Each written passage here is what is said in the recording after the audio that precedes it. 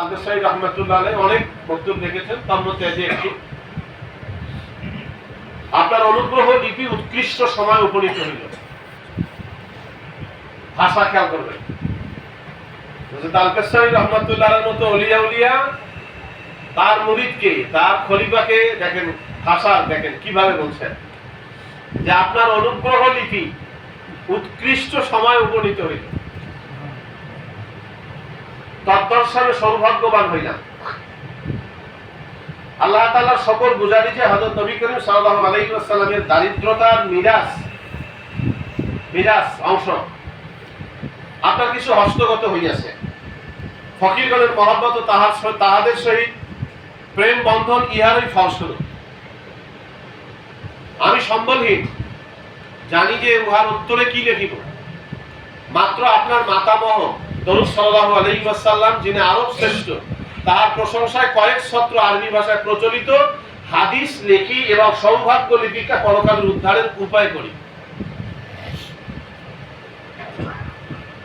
পিতামহকে আর মাতামহ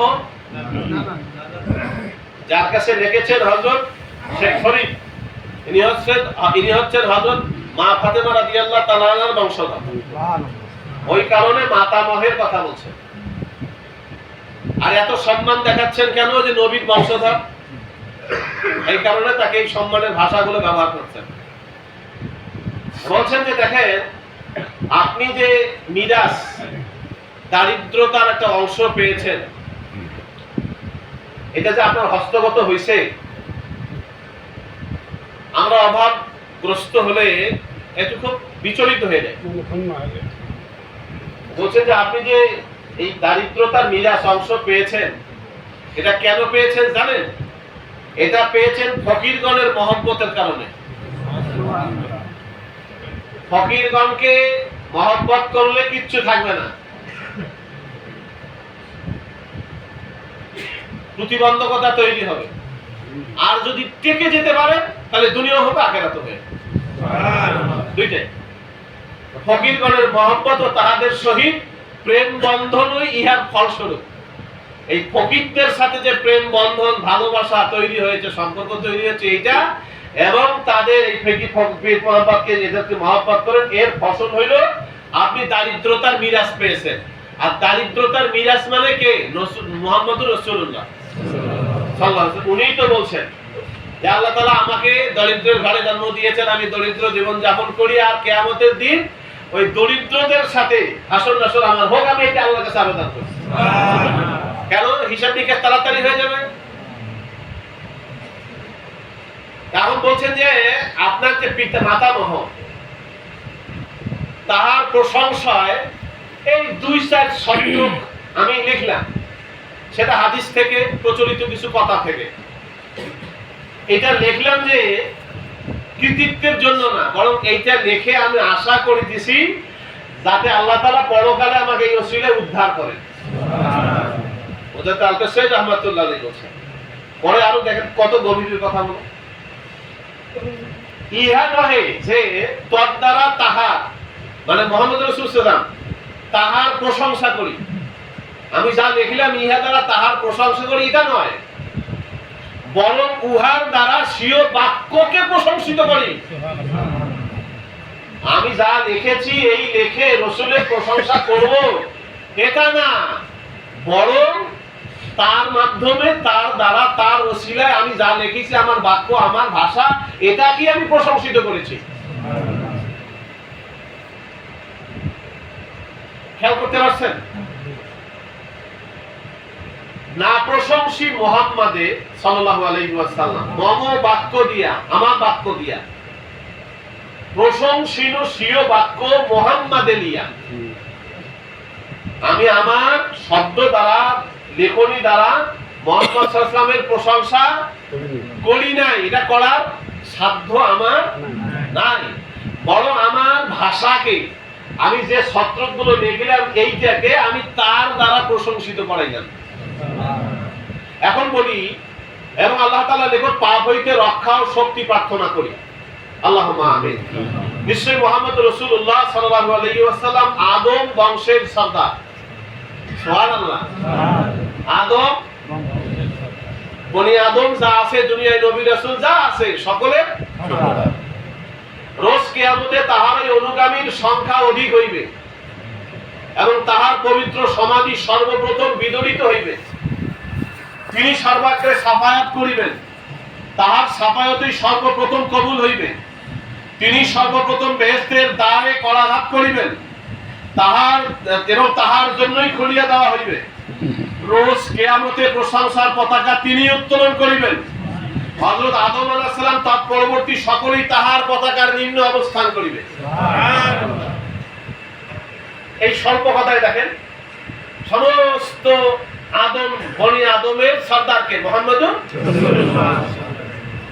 আচ্ছা, তিনি বলছেন যে কিয়ামতের দিন আমার অনুগামী সবচেয়ে বেশি হবে, আমার অনুসারী সবচেয়ে বেশি হবে, সংখ্যা দিক হবে।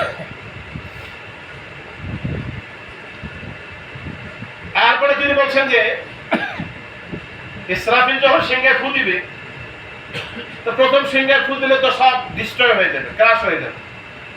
এরপরে দ্বিতীয়বার যখন ফু দিবে তখন উঠবে। সর্বপ্রথম কবর থেকে উঠবে কে? মুহাম্মদুর রাসূলুল্লাহ। উনি উঠবেন। এরপরে বলছেন যে জান্নাতের দরজায় সর্বপ্রথম করাঘাত রাসূল বলছেন আমি করাঘাত করব এবং আমার জন্যই খুলিয়ে দেওয়া হইবে। আমি কথাটা সব জায়গায় বলি, সব সময় বলি যে ডানকিয়া মাছ যদি জিজ্ঞাসা করি আটলান্টিক মহাসাগরের পানি কেমন, কতটুকু, এটা ডানকিয়া মাছ কইতে পারবে না। মরুভূমির জাহাজ উঠকে যদি বলি ওই মরুভূমির কথা বা তিস্তার সরে বালু কতগুলো আছে তাই কর, এ বলতে পারবে না। পারবে? ঠিক একই ভাবে এই দুনিয়ার মানব কুলে যত মানুষ আছে, যত মানুষ নবী রাসূল ওলি আউলিয়া গাউস কুতুব দরবেশ জ্ঞানী গুণী বিজ্ঞানী রাজনীতিবিদ লেখক সাহিত্যিক যত মানুষ আছে, ও ভাই এই সমস্ত মানুষগুলোকে যদি বলা হয় তোমরা আমার নবীর সম্পর্কে লিখতে থাকো, তো লিখবে, কিন্তু লিখতে লিখতে লেখক কালি কলম সব শেষ হয়ে যাবে, কিন্তু আমার নবী সম্পর্কে লেখা তাদের জন্য এরকম অসম্ভব হয়ে যাবে। এই হলেন আমাদের নবী। সেই নবীর প্রশংসা এই দুনিয়ার মানুষ বলে শেষ করতে পারবে না। এমন কিছু ব্যাককল বাড়াইছে, এই নবীকে টেনে আনতেছে আমাদের কাতারে, মানুষের কাতারে। বুঝেন না এই কথা? আমার নবীকে মানুষের কাতারে টেনে আনা, আচ্ছা এইটা কি বলেন তো, এটা কি ঈমান থাকার কথা না যাওয়ার কথা?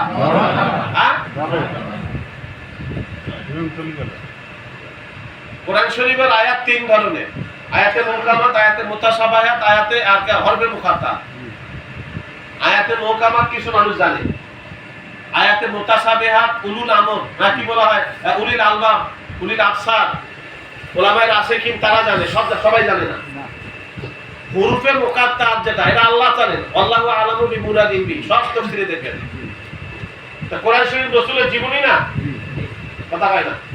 কোরআন শরীফ এই তো অসংখ্য হাদিস আছে। আম্মা জান আয়েশাকে এসে জিজ্ঞাসা করছে রাসূল কেমন ছিল, তা আম্মা জান বললেন না যে কেন তোমরা কোরআন শরীফ পড়ো না? আরে কানা খুলুকুল কোরআন, ওটা কোরআন শরীফ তো তার চরিত্র। কোরআন শরীফ যদি রাসূলের চরিত্র হয়, আরে কোরআন শরীফের একটা বাক্যের একটা শব্দের মহিমা যদি জিন ইনসান লিখে শেষ করতে না পারে, সাবাতা আবুরিন নাম মা নাফিদাত কালিমাতুল্লাহ, সাগরের পানি যদি কালিমা না লিখতে থাকে সেটাও যদি শেষ হয়। এবার আপনি বলেন তো এই নবী সম্পর্কে জানা বুঝা আমাদের জন্য কি সম্ভব না অসম্ভব? অসম্ভব। এই এমন একজন ব্যক্তিকে আল্লাহর পরে সমস্ত সৃষ্টি জগতের ঊর্ধ্বে যার স্থান, ওই লোকটাকে টেনে এনে আমরা যারা মোটা বুদ্ধি, মাথা মোটা না মোটা মাথা আমি জানি না, মাথা মোটা না মোটা মাথা এটা আল্লাহ ভালো জানেন, এই লোকগুলো রাসূলকে টেনে এনে রাজনীতিবিদদের কাতারে দাঁড় করা বলতেছেন রাসূলও রাজনীতিবিদ ছিলেন। এখন আব্রাহাম লিঙ্কন রাজনীতিবিদ, বঙ্গবন্ধু রাজনীতিবিদ, শহীদ জিয়াও রাজনীতিবিদ, জিয়াউল হক রাজনীতিবিদ, সাদ্দাম হোসেন রাজনীতিবিদ, ইরাকের যে যারা আছে গোটা পৃথিবীর এরাও রাজনীতিবিদ, আর আমার নবীও রাজনীতিবিদ। তাহলে রাজনীতিবিদদের কাতার যদি সাজানো হয় আর নবীকে যদি রাজনীতিবিদ বলা হয়, তাহলে এক কাতারে নবীকে আনা হলো না হলো না? তা নবীকে যদি আমি মানুষের কাতারেও আনি, এটাই তো উচিত না, কথা হয় না? সেখানে রাজনীতিবিদদের কাতারে যদি আনি, তাহলে আমার নবীর মর্যাদা বাড়লো না কমলো? হ্যাঁ, মৌলবীদের কেন মাথা খারাপ হলো? এক মৌলবী বক্তব্য দিচ্ছেন, আরে রাজনীতি বুঝেন না কেন? ইসলামের রাজনীতি নেই, কইছে কায়? এই দেখেন কি সুন্দর রাজনীতি বোঝা বয়ান করতেছেন। কিরকম? বঙ্গবন্ধু রাজনীতিবিদ ছিলেন না, প্রেসিডেন্ট ছিলেন না? হ্যাঁ, প্রেসিডেন্ট ছিলেন। তা উনি কি করছেন? দেশ চালাইছেন। দেশ চালাইছেন, প্রেসিডেন্ট ছিলেন, রাজনীতিবিদ। জিয়াউর রহমান দেশ চালাইছেন, হ্যাঁ চালাইছেন। তো উনি দেশ চালাইছেন, রাজনীতিবিদ। আমার রসুল তো দেশ চালাইছেন, রসুল রাজনীতিবিদ। আলেম বলতেছে, মৌলানা সাহেব বলতেছে।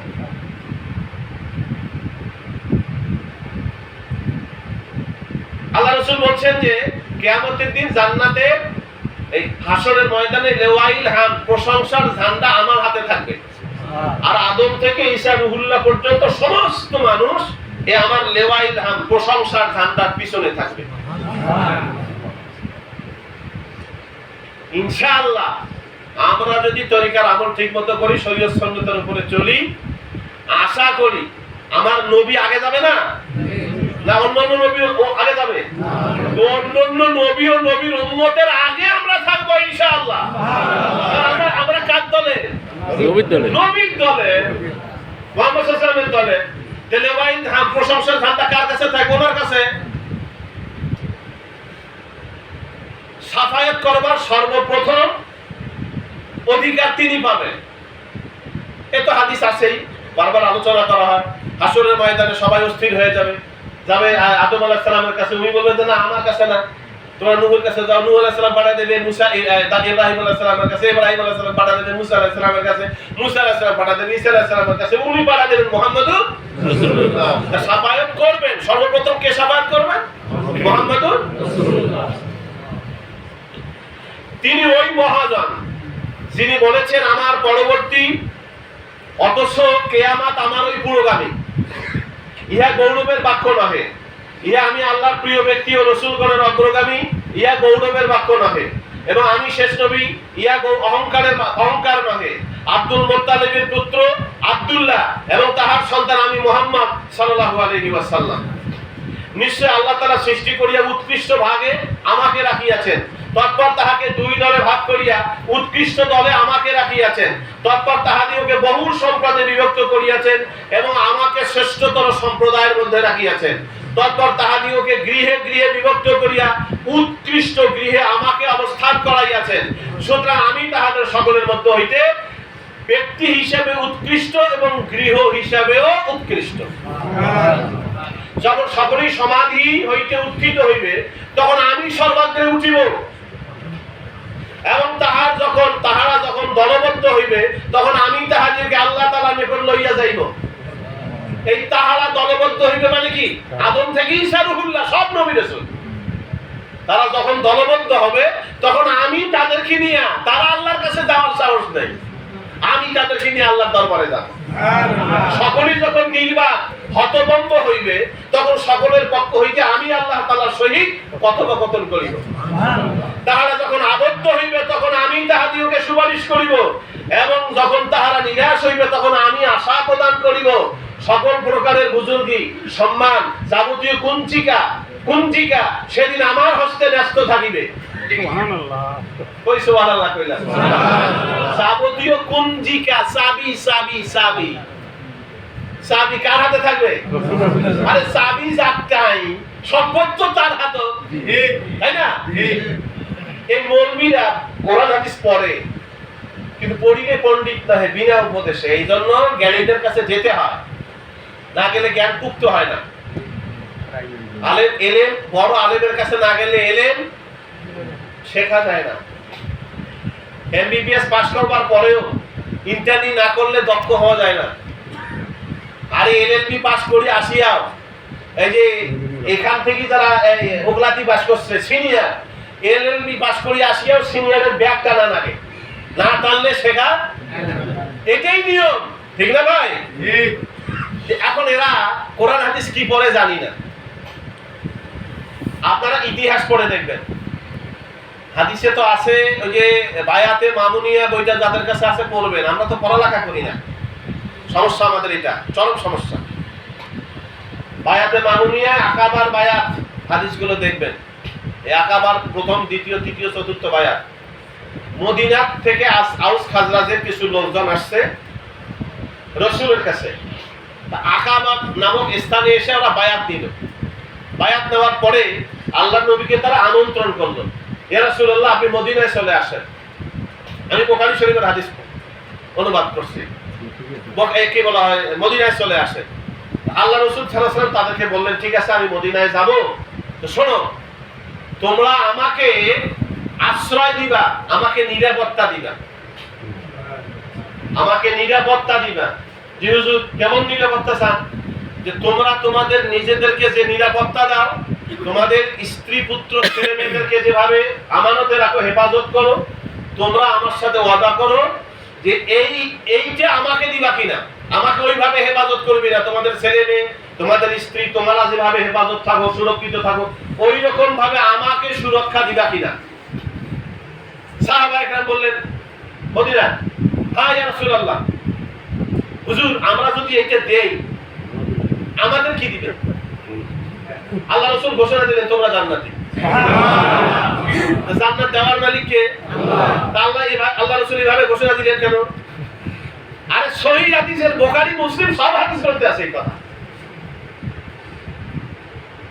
বলতে তো পারতেন ঠিক আছে আমি আল্লাহকে বলে তোমাদের জান্নাতের ব্যবস্থা করব, এই কথা বলছেন? কি বলছেন? বুঝলেন আমাদের কি হবে? তোমরা জান্নাতি। এই জান্নাত দেওয়ার মালিক তো আল্লাহ, ইনি বললেন কেন? ওই কারণে আল্লাহ রাসূল বলেছেন যাবতীয় কুঞ্চিকা সেদিন আমার হস্তে থাকিবে। আরে ভাই দুনিয়া তো সাজাইছে আল্লাহ রাসূলকে খুশি করার জন্য, আমাদের জন্য না। আমরা নামাজ পড়ি কোন দিক? পশ্চিম না, কেবলা। পশ্চিম হলে তো আবার উঠাও পশ্চিম, কেবলা। আল্লাহ রাসূলের কেবলা কিন্তু ছিল আগে বাইতুল মুকাদ্দাস। তুই নামাজ পড়তেন, মাঝে মাঝে কিন্তু মনটা কাঁদতো যে আল্লাহর ঘর বাইতুল, এইটা যদি আমার কেবলা হইতো, এটা যদি আমার কেবলা হইতো। তা আল্লাহ ওই কথা রেখেছে, মানুষজন হতাশ হয় আকাশের দিকে তাকায়, আল্লাহ, তাই না? তো কোনো কিছু চাইলে আকাশের দিকে তাকায়। আল্লাহ নবী আকাশের দিকে তাকাইতেন, আল্লাহ ওইটা পছন্দ করছেন। কাদনা তাকাল্লুবা ওয়াজহিকা ফিস সামাই ফালানুওয়াল্লিয়ান্নাকা কিবলাতান তারদাহা। ও নবী আপনি দেখতেছেন আপনি বারবার আকাশের দিকে মুখ করতেছেন, আচ্ছা ঠিক আছে যোহরের নামাজের সময় 2 রাকাত নামাজ হইছে বেটা, আরো 2 রাকাত ওই সময় আপনি নাযিল করছেন, আপনি আপনার মন যেদিকে চায় আপনি মাথা ঘুরান। ফালানুওয়াল্লিয়ান্নাকা কিবলাতান তারদাহা, তারদা রাজি থেকে তারদা, আপনার যেদিক খুশি মাথা ঘুরান। আর ওই দিন যদি আল্লাহ নবী পূব দিকে মাথা ঘুরাইতো, পূবটাই কিবলা হইতো। আল্লাহ রাসূলকে দেখেন কি খুশি ছাড়ি দিয়েছে, তোমার ইচ্ছা ঘুরাও, যেদিকে ঘুরাও। কিন্তু স্বভাবতই প্রেমিকের মন কোনটা চায়? আল্লাহ।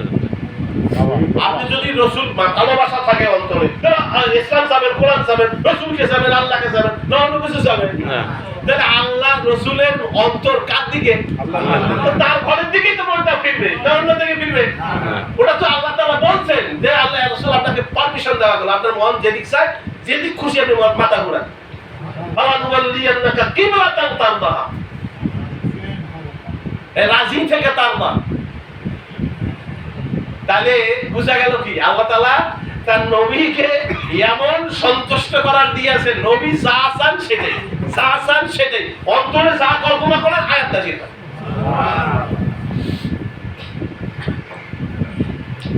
এবং প্রশংসার পতাকা আমার হস্তে থাকিবে। আল্লাহ তাআলার নিকট আদম বংশের সর্বশ্রেষ্ঠ সম্মানী ব্যক্তি আমি হইব। আমার চতুষ্পার্শ্বে গুপ্ত ডিম্ব সদৃশ শুভ্র সাদা সহস্র বৃত্ত ঘুরিতে থাকিবে। সুবহানাল্লাহ। যখন কিয়ামতের দিন আসিবে তখন আমি নবীগণের ইমাম হইব। নবীগণের ইমাম তো দুনিয়াতেই হইছে। ওনার একটা চেয়ার দাও,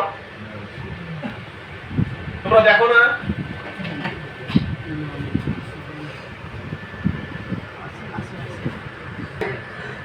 কিয়ামতের দিন আসিবে, তখন আমি নবীগণের ইমাম হইব। সুবহানাল্লাহ। আচ্ছা, আল্লাহর নবী কি তখন ইমাম হইবে না দুনিয়াতে ইমাম? আচ্ছা, আগে ছিলেন না? আর কোরআন শরীফে তো কয় আল্লাহ তাআলা আগেই নবীদেরকে ডাক দিয়া ওই যে আরেকটা বৈঠক করিয়া বলছেন, তোমরা বলো আমার নবী যাবে, তার কথা তোমরা তোমার উম্মতদেরকে বলবে কিনা, এই স্বাক্ষর করো, আমার সাথে চুক্তি করো। সূরা আল ইমরানে আছে। এখন দুনিয়াতেই তো যখন মেরাজ গেলেন, বাইতুল মুকাদ্দাসে যখন ঘোড়া রাখলেন, জামাত তৈরি, আকাশ ভর্তি, একজনের পর একজন ফেরেশতা দাঁড়ায় গেছে, নবীগণ বাইতুল মুকাদ্দাসের ভিতরে, ইমাম নাই। জিবরাইল রাসূলের হাত ধরে সামনে দিয়ে বলছেন, ইয়া রাসূলুল্লাহ, এই জামাতের ইমাম আপনি ছাড়া আর কারোর যোগ্যতা রাখে না, আর কেউ যোগ্যতা রাখে না, আপনি ছাড়া কারো ক্ষমতা নেই ইমামতি করবার। তা আল্লাহ রাসূল সেদিন কি সাইয়্যিদ ইমামুল মুরসালিন কি প্রমাণিত হয় নাই? আচ্ছা, এরপরে তিনি বলছেন, এবং তাহাদের পক্ষ হইতে আল্লাহ তাআলার নিকট কথোপকথন ও শাফাআতকারী হইব, ইহা গৌরব নহে। তিনি না হইলে আল্লাহ সুবহানাহু তাআলা কিছুই সৃষ্টি করিতেন না এবং স্বীয় প্রভুত্বের পরিচয় দিতেন না। তিনি স্বয়ং ওই সময় হইতেই নবী ছিলেন যখন আদম আলাইহিস সালাম মৃত্তিকা সলিল রূপে ছিল, অর্থাৎ আদমের দেহ গঠনে হয় নাই, মাটি আর পানির মধ্যে গড়াগড়ি খাচ্ছিল, তখনও তিনি। আর আমাদের কিছু মৌলবি কয় 40 বছরের আগে নবী ছিল না। আচ্ছা, 40 বছরের আগে যদি নবী না থাকে, তা আল্লাহ কইছে আমা আরসালনাকা ইল্লা রাহমাতাল লিল আলামিন। তাহলে আল্লাহ আলহামদুলিল্লাহি রাব্বিল আলামিন, আল্লাহ যত জগতের রব, আমার নবীও তত জগতের রহমত। তাহলে জগৎ যা জগৎ আল্লাহর যত আলম আছে, এইটা কি রাসূলের জন্মের পরে হইছে, 570 এর পরে হইছে না তার আগে হইছে? তাহলে নবী আগেও ছিল, কথা কয় না? না, তাহলে রহমত হলো কেমন করে? আরেকটা বিষয় দেখেন, এখানে বলছে যে তিনি না হইলে আল্লাহ সুবহানাহু ওয়া তাআলা কিছুই সৃষ্টি করিতেন না। লাউলামা লাকা খালাকতুন আউয়ালু মা খালাকাল্লাহু নূরি ওয়া কুল্লু শাইইন মিন। আজকে এই হাদিসটা, আপনারা জ্ঞানীগুণী মানুষ, আমাদের ফেসবুক ইউটিউবে আহলে হাদিস জামাত ইসলাম দুনিয়ার যত আলেম আছে, সব আলেমরা এইটাকে কইতেছে জাল হাদিস, জয়ীফ হাদিস। কথা কয় কে? কষ্ট হচ্ছে আপনাদের? বলি সুবহানাল্লাহ, আলহামদুলিল্লাহ, আল্লাহু আকবার। তাহলে বলেন, এই হাদিসটা যত দেখবেন ইউটিউবে যত হুজুররা বয়ান করে, কয়টা জাল হাদিস আর জয়ীফ হাদিস, হয় কি না? আচ্ছা, আমি জাল হাদিস, জয়ীফ হাদিস, হাদিস বাদ দিলাম। আমি আপনাদেরকে জিজ্ঞাসা করি, কাউকে অর্ডার দিতে গেলে, উপদেশ দিতে গেলে, আদেশ দিতে গেলে, নিষেধ করতে গেলে একজন ব্যক্তি সামনে থাকা দরকার না দরকার না? সেন্টেন্স 5 প্রকার: অ্যাসার্টিভ, ইন্টারোগেটিভ, ইম্পেরাটিভ, অপটেটিভ, এক্সক্লামেটরি। তাহলে ইন্টারোগেটিভ, তারপরে কি ইম্পেরাটিভ। ইম্পেরাটিভ সেন্টেন্স কাকে বলে? যেই বাক্যে আদেশ, উপদেশ, অনুরোধ, নিষেধ থাকে, এটা না? এটাকে কি বলে? আচ্ছা, যার সামনে কেউ নাই সে কি অর্ডার করতে পারে? না। যার সামনে কেউ নাই উপদেশ দিতে পারে, আদেশ করতে পারে, নিষেধ করতে পারে। কি বুঝেন কথা? আল্লাহ তাআলা কোরআন শরীফে বলছেন, ইজা আরাদা শাইআন আইয়াকুলা লাহু কুন ফায়াকুন। যখন আল্লাহ তাআলা সৃষ্টি করবার ইচ্ছা করলেন, তখন বললেন হও।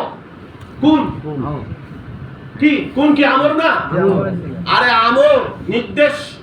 তার নির্দেশ করতে গেলে সামনে কিছু থাকা দরকার না দরকার না? তখন তো সৃষ্টি জগতের কেউই নাই, নবীও নাই।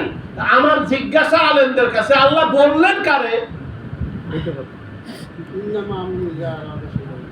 আল্লাহ কারে বললেন হও? সৃষ্টি তো নাই।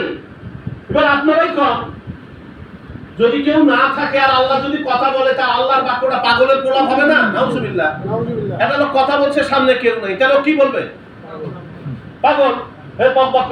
কেউ শুনে না কথা, কার কেউ নাই লোক। আল্লাহ কি এরকম? তাহলে নিশ্চয় আল্লাহ তাআলা বলেছেন যাকে, সেই জন্য আল্লাহর যেখান থেকে সৃষ্টি করা দরকার ওই জায়গাটায় আল্লাহর নবী উপস্থিত ছিলেন। এই কারণে আল্লাহর নবী কইছে আউয়ালু ওয়া কুল্লু শাইইন মিন আউয়ালু খালাকাল্লাহু মিন নূর ওয়া কুল্লু শাইইন মিন। তাহলে যেই হাদিস জয়ীফ যদি হয়, এর পক্ষে যদি কোরআনের বাণী থাকে, ওটা কি আরো জয়ীফ থাকে না সহিহ হয়?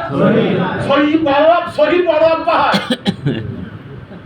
কথা বল, কোরআনের আয়াত না। এইটা তারা পড়ে নাই, তারা বুঝে না। এই জন্য দেখেন আল্লাহ রাসূল বলেছেন যে আল্লাহ সুবহানাহু ওয়া তাআলা সর্বপ্রথম আমাদের সৃষ্টি করেছেন এবং স্বীয় প্রভুত্বের কি দিয়েছেন? পরিচয় দিয়েছেন। আল্লাহ তো এই সৃষ্টি জগৎ সৃষ্টি করেছেন পরিচয় দিবার জন্য। তো পরিচয় দিতে গেলে তো আরো সৃষ্টি দরকার, এবং আল্লাহ রাসূল তো সেটাই বলছেন যে আমার থেকেই তা সৃষ্টি হয়েছে। পাপ ঋণাবদ্ধ নাহি রবে কোন জন, যাহাদের দলপতি সেই মহাজন। সুবহানাল্লাহ, সুবহানাল্লাহ। পাপ ঋণাবদ্ধ, পাপে আবদ্ধ কোন ব্যক্তি থাকবে না, যাদের মহাজন হবে মুহাম্মদুর রাসূলুল্লাহ। অর্থাৎ নিশ্চয়ই এইরূপ সাইয়্যিদুল বাশার বা মানব সরদার পয়গম্বর দরুদ সাল্লাল্লাহু আলাইহি ওয়াসাল্লামকে যাহারা মানিয়ে লইয়াছে, তাহারা সকল উম্মতের শ্রেষ্ঠ, এবং তাহাদের জন্য আল্লাহ তাআলা বলিয়াছেন যে তোমরা উৎকৃষ্ট উম্মত রূপে বহিষ্কৃত হইয়াছো। এই বহিষ্কৃত মানে হাত ধরে ধাক্কা দেওয়া না, বহিষ্কৃত মানে বের করা। এই যে আল্লাহ তাআলা বলছেন কি, কুনতুম খায়রা উম্মাতিন উখরিজাত লিন-নাস তা'মুরুনা বিল মা'রুফি ওয়া তানহাউনা আনিল মুনকার। এই যে কুনতুম খায়রা উম্মাতিন, তোমরাই হচ্ছে মধ্যম জাতি, উত্তম জাতি। তোমাদেরকে বের করা হয়েছে মানুষের কল্যাণের জন্য। তাহলে আমাদের মহাজনকে, আমাদের একমাত্র মহাজনকে মুহাম্মদুর রাসূলুল্লাহ। পক্ষান্তরে যাহারা তাহাকে অমান্য করিয়াছে, তাহারা আদম বংশের নিকৃষ্টতম। তাহারা কি আদম বংশের সবচেয়ে নিকৃষ্ট, যারা আল্লাহ রাসূলকে গ্রহণ করে না। আরব জাতির এই কুফর ও মুনাফিকিতে অতি কঠিন, ইহাদের অবস্থা ব্যাপক। কোন সৌভাগ্যশালী ব্যক্তির ভাগ্যে যে তাহার সুন্নাতের অনুসরণ লাভ হইবে এবং তার শরীয়তের পায়রবি করিবে, যে সফররাজ হইবে, তা আল্লাহ তাআলাই ভালো জানেন। যে কোন আল্লাহর বান্দা আল্লাহ রাসূলের শরীয়ত এবং সুন্নতকে আঁকড়ে ধরে জীবন জিন্দেগিকে সাজাবে, কে এই নিয়ামত পাবে, এটা আল্লাহ তাআলাই ভালো জানেন। আরে ভাই, শরীয়ত সুন্নতের উপরে চলা আল্লাহর বিশেষ নিয়ামত। আপনি ইচ্ছা করে শরীয়তের উপর চলতে পারবেন না, ইচ্ছা করে সুন্নতের উপর চলতে পারবেন না যদি আল্লাহর দয়া আর তা। আল্লাহ যদি কেউ শরীয়তের উপরে চলতে পারি, সুন্নতের উপরে চলতে পারি, জানতে হবে আল্লাহর দয়া আমার উপর নাজিল হয়েছে। আচ্ছা, আসহাবে কাহাফ মাত্র একটি নেকির কারণে বৃহত্তর মর্যাদা প্রাপ্ত হইয়াছিলেন। উহা এই যে উহারা আল্লাহ তাআলার দুশমনদের প্রাবল্যের সময় তাহাদের কবল হইতে ঈমান রক্ষার্থে বিশ্বাস ও ঈমানের নূর লইয়া স্বদেশ পরিত্যাগ করিয়াছেন। আসহাবে কাহাফ বাচ্চা জালিয়ানুসের সময় ইতিহাস আপনারা জানেন, যারা পড়ালেখা করেছেন। হ্যাঁ, এই 7 জন বান্দা যখন দেখলেন যে না, ঈমান নিয়ে আর থাকা যায় না, এর মধ্যে 6 জন ছিল রাজ পরিবারের লোকও ছিল, এরপরে একজন রাখালও ছিল, রাখালের সাথে একটা কিতমির নামে কুকুরও ছিল। তো এই কুকুরও পর্যন্ত জান্নাত যাবে, 10টা প্রাণী জান্নাত যাবে, তার মধ্যে একটা এই কিতমির কুকুর। তো এই যে আসহাবে কাহাফ বা আসহাবুর রাকিম, গুহাবাসী, এই গুহাবাসীর কথা সূরা কাহাফে বর্ণনা করা হয়েছে। কাহাফ মানেও গুহা। আচ্ছা, ওইখানে পড়ে দেখবেন আপনারা, তাফসীরে মানহারি যাদের কাছে আছে পড়ে দেখবেন। এনারা যে গেলেন, এনাদের কাজটা কি বলেন? এনারা যে জান্নাত পাবেন এবং এত বড় মর্যাদা পাইলেন, 309 বছর ঘুমায়া থাকলেন, আবার জাগলেন রাসূলের সময়, আর একবার জাগবেন ইমাম মেহেদী আলাইহিস সালামের সময়, আর একবার কিয়ামত। এরা মারা যান নাই, ঘুমায় আছেন, ঘুমে আছেন। এখন এই যে মর্যাদাটা যে পাইল, এখানে বলছেন আসহাবে কাহাফ মাত্র একটি নেকি কারণে বৃহত্তর মর্যাদা প্রাপ্ত হইয়াছিলেন। এই যে আল্লাহ তাআলা তাহারা আল্লাহর দুশমনদের প্রাবল্যের সময় তাহাদের কবল হইতে ঈমান রক্ষার্থে বিশ্বাস ও ঈমানের নূর লইয়া স্বদেশ পরিত্যাগ করিয়াছেন। তার মানে এটাকে হিজরত বলা হলো। জোরে বলেন কি বলে এটা? হিজরতের কথা বলা হয়েছে। পরবর্তী এই আয়াতগুলোতে এই জাতীয় হিজরতের কথা বলা হয়েছে। অফিস যখন নবী করিম সাল্লাল্লাহু আল্লাহ তাআলার মাহবুব বা প্রিয় ব্যক্তি, তখন তার অনুসরণকারীর গণ নিশ্চয়ই আল্লাহ তাআলার মাহবুব হইবেন। কারণ আশিক সিও মাসুকের আচার ব্যবহার যাহার মধ্যে অবলোকন করিবে তাহাকেই ভালোবাসে, তাহার বিরোধীগণকে ইহার উপর তুলনা করিয়া বুঝা উচিত। এখন বলছেন যে দেখো, তিনি শুধুমাত্র একটা কাম করছেন, সেটা কি? হিজরত। ঈমান রক্ষার জন্য কি করেছেন? এই একটা নেকির কারণে জান্নাত পাইলেন। একটা নেকির কারণে। এখন এই যে একটা নেকির কারণে জান্নাত, তাহলে আপনার আমার ঈমান রক্ষা করার জন্য আপনার আমার জন্য কি হিজরতের দরজা বন্ধ হয়ে গেছে না আছে? কিয়ামত পর্যন্ত, যদিও হাদিস আছে বুখারী শরীফে, অফাতে মক্কার পর আর হিজরত দরকার নাই, কিন্তু অন্যান্য হাদিস দ্বারা সাবেদ এবং ওলামা হযরতগণ শরীয়তে নির্দেশ দিয়েছেন যে কোথাও যদি দিন পালনে এরকম হয় তাহলে হিজরত করতে হবে। রাসূলের সুন্নাত রক্ষার্থে আমার মুর্শিদ হিজরত করেছিলেন লাওস কম্বোডিয়া। আলহামদুলিল্লাহ সেখানে তার হাতে 850 বৌদ্ধ পরিবার মুসলমান হয়েছিলেন, এবং বাংলাদেশেও অনেক পরিবার মুসলমান হয়েছে। জেনে খুশি হবেন যে গত মাসিক মাহফিলে যে আমাদের স্বামীবাগে, এই গত মাসিক মাহফিলে স্বামীবাগে এক বেচারা এসে তিনিও মুসলমান হয়েছে। আমরা এভাবে মাইকিং করে এই কথাগুলো বলি না, মাইকে ঘোষণাও দেই না। যাদের আল্লাহ কপালে হেদায়েত রেখেছেন তারা এভাবেই হেদায়েত পেয়ে যান। তা আমাদের হিজরত করার দরকার বা কথা কয় না? না, আমরা হিজরত করতে চাই না। অন্তরে দুনিয়ার ভালোবাসা, সংসারের ভালোবাসা, গ্রামের ভালোবাসা, আশপাড়শি ছেলেদের ভালোবাসা, বউ বাচ্চার ভালোবাসা, বিশেষ করে সম্পদের মায়া আমাদের বুক ভরে গেছে। আমরা দিনের জন্য মুরাকাবা করার সময় পাই না, ব্যবসার জন্য বেশি মুরাকাবায় থাকারও সময় পাই না। আর তাড়াতাড়ি কর, কতক্ষণ লাগে? যাতে তাড়াতাড়ি যদি কয় মুরাকাবা তাড়াতাড়ি করতে কয়, জানতে হবে ওই মুরাকাবার ভিতরে দোকান, ওই মুরাকাবার ভিতরে কি বলা হয়, ওই যে ঝামেলা কারণে কইছে ওই ঝামেলা ওই মুরাকাবার মধ্যেও ওইটা আছে। ঠিক এরা মুরাকাবা এত সহজ জিনিস। এরা আমাদের আগে বয়ান করছিলেন, তরিকা এত সহজ না বাপ, এত সহজ মনে করেন না। বিশেষ করে তরিকা খাস যদি এত সহজ মনে করেন না। হ্যাঁ, সহজ হবে যদি আপনি নিজেকে বিলীন করে দিতে পারেন, যদি হুজুরের পায়ের তলার মাটি হয়ে যেতে পারেন, তাহলে আপনার জন্য সহজ। কারণ এই সহজের বোঝাটা কি? আল্লাহ তাআলা বোঝাটা কি করে দেবেন? হালকা করে। অনেকে আছে দীর্ঘদিন বায়াত গ্রহণ করেছে, সবক আদায় নেই, সবক কি জিনিস বোঝে না, মুরাকাবা ঠিক মতো করে না। আচ্ছা কয় হুজুর মুখে বা কিছুই বোঝো না, আগত মুসলিম এলাকাটা কিছুই বোঝো না। আরে বাবা, তোর হুজুর তোর যেটা বিছন দিয়েছিল, তুই তো বিছন পারিস নাই, না পারি ওই বিছকোনায় খেয়ে ফেলাছিস। আমার বিছকোনা যদি তুই পাগলু হয়, ওই বীজটা গিয়ে রোয়া গাল্লু হয় খাত, তা আরো দেখলু হয় কত 10 মন তোর ধান, 20 মন 100 মন ধান হইলে কি হইতো না? তো হুজুর সেখানে বীজ দিলে তুই বাড়িতে আসিয়া নামাজ নাই, রোজা নাই, পর্দা নাই, মিশিয়ে কথা, ব্যবসায় কম বেশ, সুগলখড়ি, বেইমানি, বাটপাড়ি, অহংকার, হিংসা, ইন্ডিয়া দিয়ে না সব শেষ করে ফেলালু, তো তোর মাথাম বন্ধ হবে না, কার মাথাম বন্ধ হবে? তোর কি এত সহজ জিনিস না? আরে ভাই, নিয়ামত পাইতে গেলে ওই যে সকালে তখন বলছিলাম, অনেকে তো আসেন নাই তখন, বগুড়ায় শুয়ে আছেন, বগুড়ায় ভাই সাওয়ার বলকি রহমতুল্লাহ। আচ্ছা বলেন, 7টা গেট পাড়ি দিয়ে যাওয়া লাগতো, বা 7টা গেট পাড়ি দিয়ে যাওয়া লাগতো তার দরবারে। দরবার ছাড়ছেন, বিবি বাচ্চা ছাড়ছেন, সব সারিয়ে পীরের বাড়ি। এখন পীরের কাছে দায়িত্ব কি? ও যে খাজানসি খানা থাকিয়া খড়ি মাথায় করে নিয়ে ওই 5 জায়গায় করে ওটা পৌঁছে দিবি, আর মাথার খড়ি ওটা পৌঁছে দে। এত বড় বাচ্চা দায়িত্ব দিছে খড়ি আনবে। ওনার স্ত্রী বলতেছে, আচ্ছা তুমি এটা কি কাম করছো? একটা বাচ্চা মানুষের অন্তত সম্মানজনক কাজ দাও। কয় না, ওর এখনো নফ ফানা হয় নাই।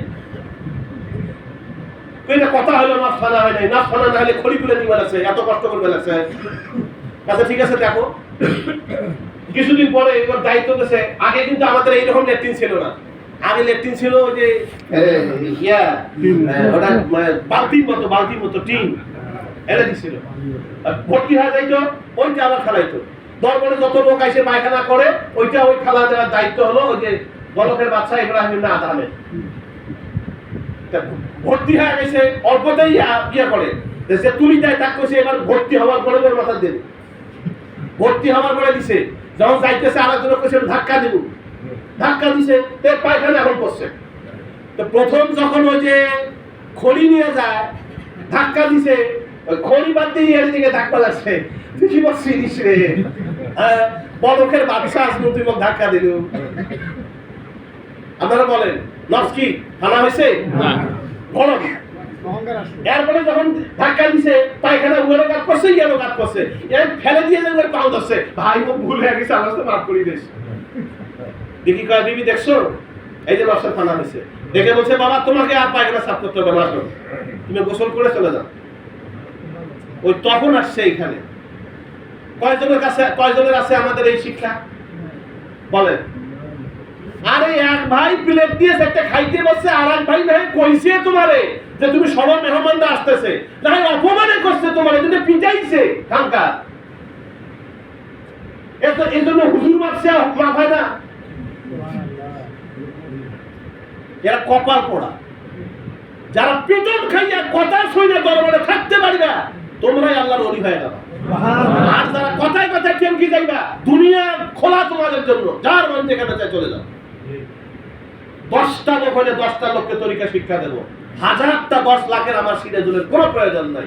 আল্লাহ যা দিয়েছেন 10টাকে দিয়ে যাবো, 1টা দিয়ে যাবো, পাবো না কাউকে দেবো না, আমার সম্পদ আমি ধরে যাবো। এত সহজ কি মনে হয়? এত সহজ?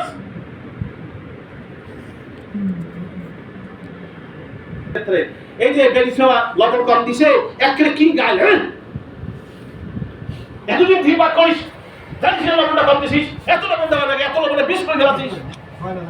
আরে আল্লাহ ওর মাথায় লবণটা বেশি করে দেওয়াইছে তোমাকে পরীক্ষা করার জন্য।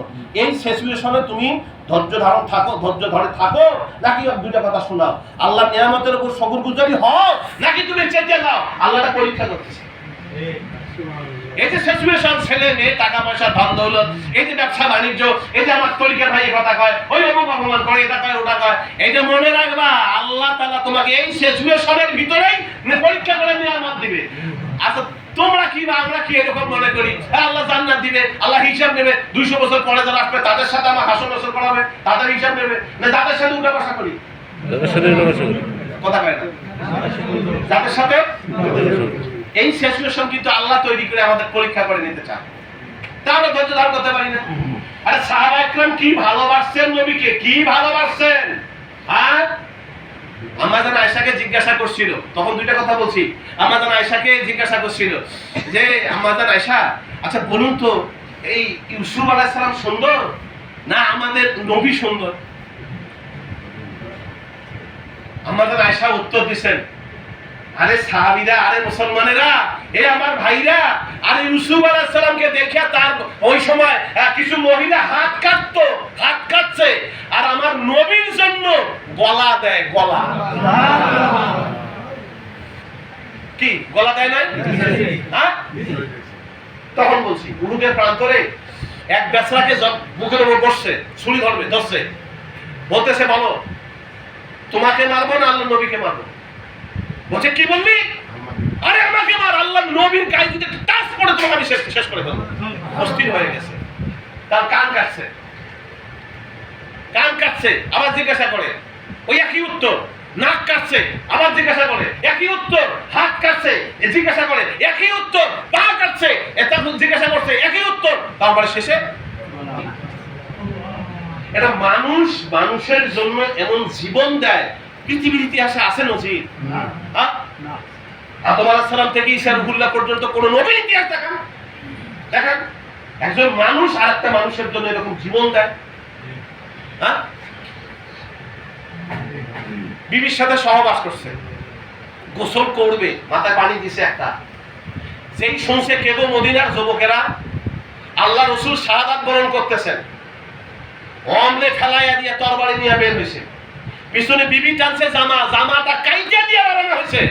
বিবি আল্লাহ যদি বাঁচায় রাখে হাসরের ময়দানে তোমার সাথে দেখা হবে, আমি চললাম, আমি বাঁচে থাকতে যদি আমার নবী চলে যায় আমার বেঁচে থাকার কোনো মূল্য নেই। যুদ্ধ করতে করতে শহীদ হয়ে গেছে। বিবি যা জিজ্ঞাসা করে ইয়া রাসূলুল্লাহ আমার স্বামী আসছে, এই কাহিনী। সব জায়গায় খুঁজে লাশ নাই। খুঁজতে খুঁজতে গিয়ে লাশ পাওয়া গেল। আল্লাহ রাসূল দেখলেন, মুরাকাবায় বসে গেলেন, ধ্যানে বসে গেলেন, দেখলেন আল্লাহর ফেরেশতারা আসমানে গোসল করায়া, শহীদদের তো গোসল হয় না, কিন্তু যেহেতু ফরজ গোসল, আসমানে গোসল করে রাসূলের সামনে লাশ এনে হাজির করে দিল। একটা না, হাজার হাজার ঘটনা। তীর মারতেছে আল্লাহর নবীকে। আপনি বলুন তো, কি এমন ভালোবাসা যে আল্লাহ রাসূলকে জড়ায় ধইরা পিছনে ৭২টা তীর লাগে, উফ করে না, সরে না, একটু নড়াচড়া করে না। একটু নড়াচড়া করলে যদি আল্লাহ রাসূলকে তীর লাগে। ভালোবাসা আছে, এই ভালোবাসা আমাদের।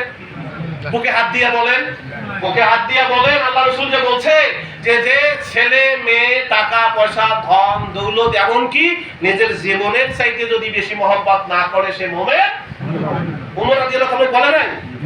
আচ্ছা, এবার আপনি বলেন তো, আল্লাহ রাসূলকে, হুজুরকে, তরিকাকে, ইসলামকে আমরা এরকম ভালোবাসি? হাত দিয়ে বলুন। কেন নেই আমার পাবো? মুরাকাবায় আমার হয় না, নামাজে আমার হয় না, ফজরের সময় আমার বেলি ছাওয়া ডাকিয়ে দিও, আমার নামাজ হয় না, আমি এখনো হালাল খাবার পাই না, এখনো বকবক করে কথা বলি, এখনো আমার তাসবিহ ঠিক মতো হয় না, এখনো মাসিক মাহফিলে টাকা লাগে, এখনো একজন একটা কথা বলে আমার রাগ ধরে যায়, হ্যাঁ, অন্য মানুষকে ঘৃণা লাগে। কি কষ্ট পাচ্ছেন আমার কথায়? অন্য মানুষকে ঘৃণা করা জানা, অন্য মানুষকে যখনই আপনার ঘৃণা হবে, নিজের থেকে কাউকে যদি ছোট মনে হয়, এই যে আগামী মাসে ইনশাআল্লাহ বইটা পেয়ে যাবে, যদি কাউকে ছোট মনে হয়, আমার থেকে যদি কাউকে ছোট মনে হয়, জানতে হবে আমার বুক ভরা অন্তর, হ্যাঁ, আমার কি বলা হয়, বুক ভরা হলো অহংকার। জোরে কার কি আছে? এবার আপনারা কোন ধানের শীষ, গমের শীষ যেটা খাড়া হয়ে থাকে, ওইটার দানা আছে না যেটা হালে? আর যেটা খাড়া হয়ে থাকে, খাড়া হয়ে থাকা মানে কি? কি অহংকার না? খাড়া হয়ে থাকা মানে কি? যা অহংকারের বিপরীত ঘৃণা, এটা মনে রাখবেন। যাকে নিচু মনে হবে, আপনার ছোট ভাই হোক, তরিকার ভাই হোক, মুরব্বী হোক, ফকির হোক, আরে তরিকতের শিক্ষাটা হলো, তোমাকে যদি একটা সামনে কুকুর দগদগে ঘা, মাছি ভ্যান ভ্যান করে, পোকা কিলবিল করে, এই কুকুরটার সামনে দেখে যদি তোমার মনে হয় কুকুরটা এত ঘৃণা দিচ্ছি, ওইটাকে যদি তোমার চেয়ে নিচু মনে হয়, ওইটাকে তোমার চেয়ে, তোমার অন্তরে যদি মনে হয় তোমার থেকে ওইটা নিচু, তাহলে তোমার অন্তরে কোনো এলমে মারিফাতের নিয়ামত নাই। মনে করতে হবে ওইটাই উত্তম, ওটার চেয়ে আমি নিচু। কেন? ওইটা দগদগে ঘা আছে, কি হয়েছে? কিলবিল করে ঘা, গন্ধ ছুটছে, তাতে কি? ওইটার কোনো জান্নাত নাই, জাহান্নাম নাই, হিসাব নাই। আর আমি সিরাজুলকে হিসাব দিতে হবে, পাই টু পাই হিসাব দিতে হবে, নিঃশ্বাসের হিসাব দিতে হবে, দৃষ্টির হিসাব দিতে হবে, কথার হিসাব দিতে হবে, খাদ্যের হিসাব দিতে হবে, হিসাবে হিসাব দিতে হবে। এখন বলুন, আল্লাহ যদি আমারে নামানায় কুকুর বানাইতেন, দুইটা মানুষ পিটাইতো, দুনিয়ায় শেষ, খবর হাসর মিজান ফুলসেরাতের মামলা শেষ হয়ে যাইত। কার মায়ায় পড়ে আছি ভাই? কার মায়ায়? কার মায়ায়? এই সৃষ্টি যদি রসুলকে ধরতে পারে, রসুলকে ভালোবাসতে পারে, আমি মানুষ হয়ে কি রসুলকে ভালোবাসতে পারি না? রসুলের সুন্নতের উপরে, শরীয়তের উপর দাঁড়াইতে পারি না? কি হয়ে গেলাম আপনি আমি?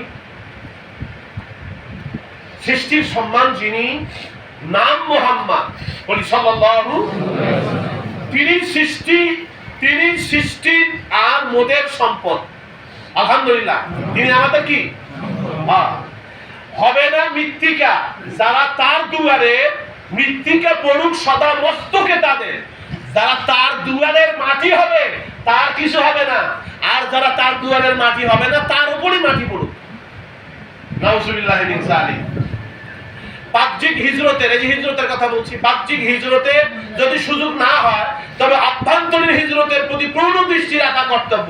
আচ্ছা, এটা বলেন, অভ্যন্তরীণ হিজরত এটা কোনটা? এই অভ্যন্তরীণ হিজরত হইল, এই কাজটা করলে আমার গুনাহ হবে, এই কথা বললে আমার আল্লাহ অসন্তুষ্ট হবে, এটা আমার হালাল না, এটা আমার জন্য হারাম, এটা আমার গুনার কাজ।